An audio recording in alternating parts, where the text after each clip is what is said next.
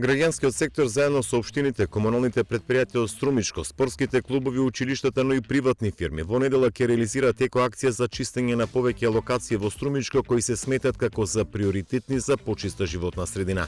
Станува збор за екоакцијата Чисти ридови за сите, втор дел, кој сега се проширува и на локации во општините Босилово, Новосело и Василево. Според програмата во Струмица ќе се чисти на локалитетите Чамчифлик и Свети Илија, а заинтересираните ќе тргнат од средното училиште Никола Карев. Во општина Босилово ќе се чисти на просторот кај манастирот кај Хамзал и околу браната и Ловчанка.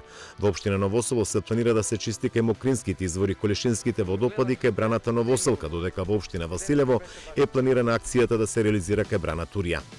Потребно е да се има желба за почиста мајка природа. Сите заинтересирани треба да понесат комфорна облека и соодветни обувки, додека реквизитите за собирање на отпадот ќе бидат обезбедени од наша страна, кажа иницијаторите.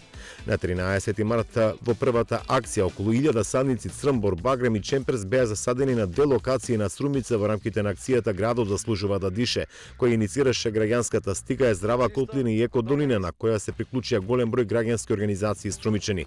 Се пошумуваше кај Чамчифлик, но и на местото каде се случи големиот шумски пожар во 2012-та. Ова е мала акција, сепак е значена за сите граѓани и животната средина, можеби најмногу поради примерот кој инспирира сите масовно да се вклучиме во градењето на идината.